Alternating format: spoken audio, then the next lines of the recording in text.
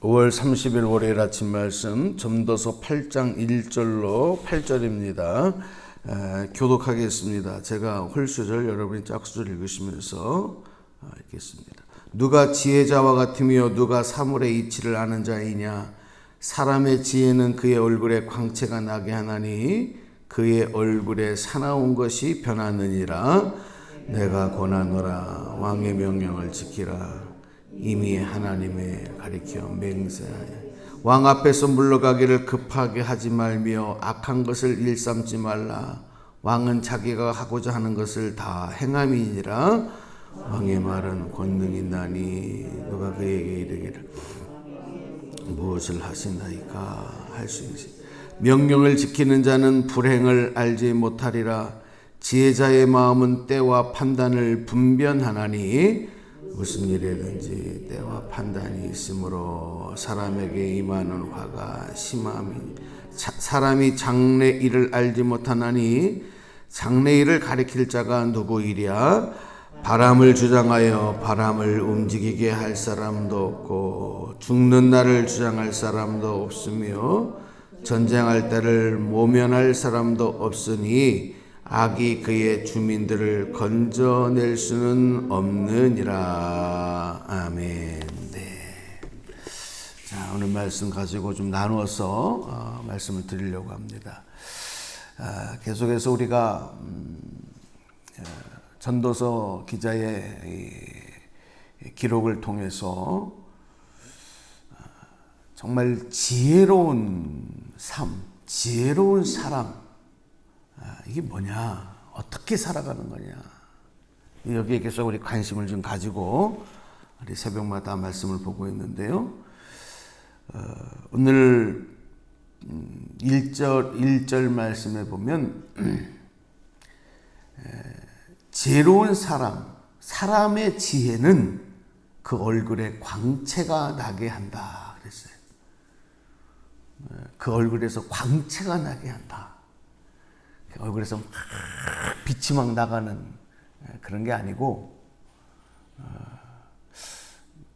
그 다음에 말씀해 보면 그 얼굴에 사나운 것이 변한다 그랬어요. 제가 예전에 목회를 하면서 굉장히 막 힘들고 스트레스를 받고 그랬던 적이 있습니다. 근데 저는 몰랐는데 아마 그 당시에 제 얼굴이 이렇게 사람들이 보기에 아마 이렇게 편안함이 없어 보였던 것 같아요. 좀 날카롭고 편안함이 없고 그랬던 것 같아요. 근데 그때 그분들이, 성도님들이 저한테 목사님 왜 이렇게 얼굴이 굳어 있어요? 왜 이렇게 날카로우세요? 그렇게 하지 않았어요. 저도 모르고. 근데 이제 한참 지나고 나서 그때 제가 목회했던 그 성도님들을 제가 다른 곳으로 이제 목회를 이제 새롭게 개척을 하고 만날 기회가 있었는데, 그때 그 예전 성도님들이 저를 보면서 많은 분들이 동일하게 표현해 주셨던 것이, 목사님 얼굴에서 빛이 나요. 얼굴에서 빛이 난대요. 아니 똑같은 제 얼굴인데 왜 빛이 나겠어요? 근데 나려면 그때가 더 젊고 더 쌩쌩할 때니까 그때 났어야지. 이게 무슨 얘기인가 그랬더니, 얼굴에 하나님 주시는 평안, 샬롬, 그리고 기쁨, 이런 마음을 가지고 우리가 살아갈 때 아마 다른 사람들의 비춰지는 내 모습은 빛이 나는 것 같은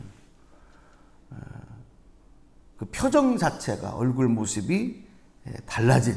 그래서 이 전도서는 그의 얼굴에 사나운 것이 변하느니라 그렇게 했던 거예요. 오늘 우리가 이 정보화 시대를 살아가잖아요. 최첨단 시대를 살아가고 있는데, 컴퓨터 하나만 있으면, 손가락 하나로만 가지고 우리가 모든 것 다, 세계의 모든 정보를 첨단 정보들을 다 얻을 수, 이해를 못해서 그렇지 다 할 수가 있습니다. 그 요즘에 없어진 게 뭐예요? 백과사전이라는 게 없어졌어요. 백과사전. 백과사전 혹시 요즘도 들추시나요? 저희 예전에 아버님 목사님 목회하실 때 보면 서재에 가보면 사전 하나가 이만큼 두껍잖아요. 한 사전이. 근데 그런 사전이 우리 기독교 대백과사전 수십 권, 이만큼 두꺼운 책이 수십 권이 꽂혀 있는 거예요. 책장 몇 개를 차지하고. 그 백과사전 하나만. 근데 이 정보화 시대가 되면서 사전이 다 없어졌어요. 요즘에 아이들이 저희 때는 학교를 다닐 때 콘사이스라 그래가지고 영어 사전을 하거든요. 선생님들이 그랬어요. 그거를 아주 찢어서 씹어 먹어라. 다 외워가지고. 그걸 들춰보고. 영어 공부하려면 그 사전 없으면 어떻게 공부해. 그렇죠? 사전 찾고. 근데 지금 그 사전 잘 없어졌어요. 애들이 누가 콘사이스 영어 사전 들고 다니는 애가 누가 있어요. 다 탭으로, 다 스마트폰으로 탁탁탁 치면 다 나오는. 나중에는 뭐 영어 공부할 필요도 없지. 뭐. 동시 번역이 다 돼버리니까. 동시 통역이 다 돼버리니까. 자, 그런데 여러분, 이런 시대를 살아가면서도 점점 부족해지는 게 뭐냐면 지혜예요, 지혜. 그리고 또 한 가지가 뭐냐면 지혜가 없어지면서 지식은 늘어나는데 지혜가 없어지면서 나타나는 것 중에 하나가 제가 우리 청소년들, 어린 학생들을 이렇게 자주 만나다 보니까 딱 느끼는 게 있어요. 특별히 초등학생들, 유치원생들. 참 이거 놀라운 사실인데요. 애들이 웃지를 않아요. 웃지 않는 애들이 많아요. 다 그런 건 아닌데 많은 애들이. 얼굴이 굳어 있다니까요. 경계하고 얼굴이 굳어 있어요. 특별히 중학교 정도만 돼도 웃는 애들이 별로 없어요. 제가 중학교 교실에 가서 아이들하고 1시간을 같이 이렇게 강의하고 만나보니까 웃긴 얘기를 하고 다른 애들은 다 이렇게 피드백 반응을 보여도 한 절반 정도는요, 전혀 얼굴이 딱 굳어 있어요. 화난 사람처럼. 야, 애들이 왜 저렇게 얼굴이 굳어 있을까? 왜 이렇게 경직돼 있을까? 왜 이렇게 사람을 경계할까? 어른들은 말할 거 없습니다. 제가 느끼는 것 중에 하나가 가끔 말씀드리잖아요. 우리 권사님들도 꼭 아침에 외출하시기 전에 얼굴에 이렇게 좀 발라도 이제 마스크 때문에 뭐 잘 바르시지도 않지만 그렇죠? 또 야외에서는 벗고 다녀도 되잖아요. 여러분 이게 죄송한 얘기인데 연세를 잡숴갈수록 저를 비롯해서 얼굴들이 더 험악해져요. 아니 그러니까 생긴 게 그렇다는 게 아니라 표정과 이런 근육과 이런 것들이. 그래서 그냥 가만히 있으면 그냥 나는 똑같이 가만히 얼굴이 무표정인데 무서워진다니까 얼굴이. 그러니까 어떻게 하면 자꾸 웃으셔야 돼. 그래서 꼭 거울 앞에서 여러분들이 웃을 때 웃는 이 근육, 웃는 근육을 계속 한번 입을 이렇게 웃는 그 연습을 해야 될 정도로 굳어진단 말이에요, 우리 얼굴이. 근데 참 제가 이제 예배를 드리면서 어저께도 저희 예배 드리고 주일날도 예배를 드려보면 처음에 교회 성도들이 올 때 모습하고 돌아갈 때 모습하고 달라요. 그게 딱 느껴요. 그러니까 올 때는 소망하는 마음을 갖고 은혜 받고 싶은 마음 가지고 오셨지만은 올 때 표정과 얼굴 모습과 하나님 앞에 예배를 드리고 하나님의 임재 가운데 함께하고 하나님이 주시는 복을 누리고 그리고 성령의 충만함을 입어서 돌아갈 때의 얼굴 모습은 달라요. 여러분, 우리 얼굴에서 어둠의 빛이 물러가고 사나운 표정이 물러가고 광채가 나는 그것이 바로 하나님의 지혜로 충만한 모습이다. 할렐루야. 그러니까 여러분, 세상의 진리는 막 수학 공식 어려운 그런 거를 풀어가듯 어렵지가 않은 거예요. 간단한데도 우리는 그런 걸 무시하고 살 때가 많아요. 간단한데. 어저께 지방 집회를 하면서 목사님 한 분 오신, 이제 강사님으로 오신 목사님 이렇게 쭉 강의를 좀 듣고 설교를 듣는 가운데 너무 이분이 간증이 많은데 한 가지만 말씀을 드리면, 예수를 믿게 되고 목사님이 되게 된 결정적인 이유가 허리가 한번 딱 꺾였는데 하반신 마비가 됐대요. 그리고 그 통증이 말할 것도 없이 아팠대요. 마비가 되기 전까지의 그 상황이. 그래서 뭐 세상의 의학으로는 도저히 안 되고, 그래서 이제 누가 교회 가면 병 고칠 수 있다고 얘기를 듣고, 그리고 와서 아주 교회 예전에 마루로 돼 있던 그런 교회가들이 많았잖아요. 마루 마시 의자 막 떼굴떼굴 굴으면서 기도하시다가 병이 났다는 거죠. 벌떡 일어났대요. 뭐 누군가 뭔가 강한 힘이 확 당신을 끌어올리는, 그 자기가 벌떡 서버렸대요. 기적이잖아요. 어떤 이런 과정을 통해서 교회를 이제 예수님 믿게 되고 또 하나님 부르심까지 받게 됐는데, 이분이 어느 날 기도를 하는데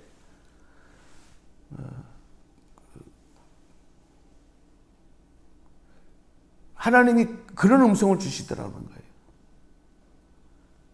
네 허리 그 끊어졌을 때의 그 아픔을 알지 않냐? 그러시면서 지금 네 조국이 허리가 부러져 있다. 그걸 위해서 기도해라. 그러니까 이분이 그 다음부터 분단의 아픔을 가지고 기도하면서 또 여차여차 하다 보니까 북한에 중국의 선교 여행을 갔다가 그 지하 교인들을 만나게 되고, 또 북한에서 탈북한 이들을 만나게 되면서 이분이 탈북인들을 위한 선교를 평생 하신 분이에요. 그분 목사님 간증을 들으면서 제가 뭘 말씀드리려고 하냐면, 하나님의 그 간절한 그 마음 있잖아요. 하나님의 정말 그 철저한 간절한 소망, 하나님의 소망, 간절한 마음, 그 마음을 이분이 하나님의 마음을 아신 것 같아요. 그러니까 평생을 목회를 하면서 그 사역을 하면서도 자리에만 앉으시면 말씀만 하면 어떻게든지 이걸 한마디라도 더 그걸 전달하고 싶어서, 근데 그 얼굴에서는요 웃음이 떠나가지 않는 거예요. 기쁨이, 내가 그렇게 사용되고 있다는 것을.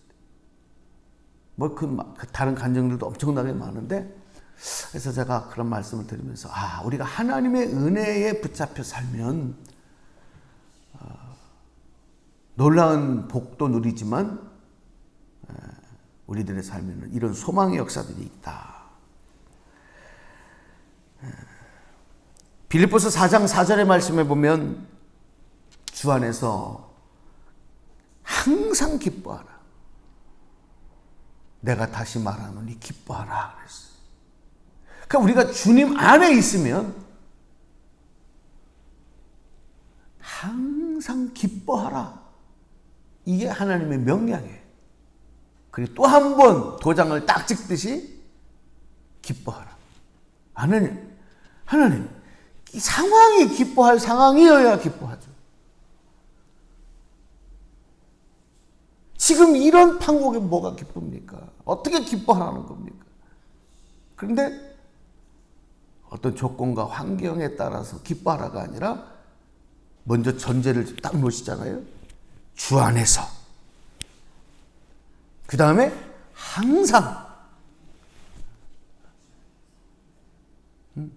그리고 또 다시 말하노니 기뻐하라. 여러분, 주님 안에 있으면 주님께서 기쁨의 샬롬의 평안의 복을 주시는 줄로 믿습니다. 우리는 뭐가 되어야, 뭐가 바뀌어야, 뭐가 내가 원하는 게 이루어져야 기쁘다고 생각하지만 아니에요. 주님 안에서. 오늘 우리는 하나님의 지혜, 가장 큰 하나님의 지혜는 어저께도 설교 때 그런 말씀을 드렸지만 성경 66권의 말씀이 캐논, 정경, 기준, 표준, 표범 그것인데 그거 따라가야 된다고 말씀을 드렸거든요. 근데 그 성경의 66권의 말씀에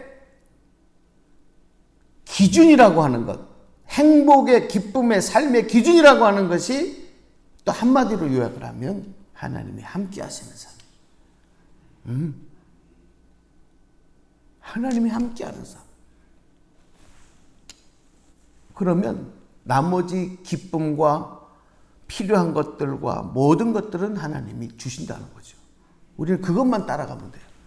하나님만 바라보고 하나님과 함께 주님의 안에서. 그래서 우리 교회가 이제 어제 18주년 감사 예배 드리고 다른 기준 말고 포스트 코로나 다른 거 따라가지 말고 이거 하나님이 함께 하시는 교회. 이제 그런 말씀을 드렸어요. 오늘 여러분도 동일하게 주님 안에서 오늘도 기뻐하시고 또 다시 말하노니 기뻐하시고 여러분의 얼굴에서는 주님의 광채가, 성령의 광채가 바라게 되는 그런 지혜로운 삶, 오늘도 그렇게 살아가셔서 하나님 영광 돌리시기를 주님의 이름으로 축복합니다. 축원합니다. 하나님 감사합니다. 오늘 월요일 아침 우리는 지식을 많이 쌓는 삶이 아니고 하나님의 지혜를 받아 살기를 원합니다. 세상에 더 좋은 환경과 조건 속에 살아가는 것이 아닌 주님 안에서 살아가기를 원합니다. 더 크고 화려하고 높은 것을 바라보며 살아가는 것이 아니라 오직 하나님 바라보고 예수님 십자가 바라보고 나아가기를 원합니다. 하나님, 우리 안에 하나님의 주시는 평안과 축복이 넘쳐나게 하여 주시기를 원합니다. 오늘도 기도할 때 구하는 기도에 응답하시고 구하지 않는 것까지도 더하여 주시고 우리의 연약함을 채워주시고 필요를 채워주시고 하나님의 놀라운 은혜가 우리들의 삶에 넘쳐나는 승리하는 주님께 영광 돌리고 기쁨 돌려드리는 삶이 되게 하여 주옵소서. 예수님의 이름으로 감사하며 축복하며 기도드리옵나이다. 아멘. 아멘.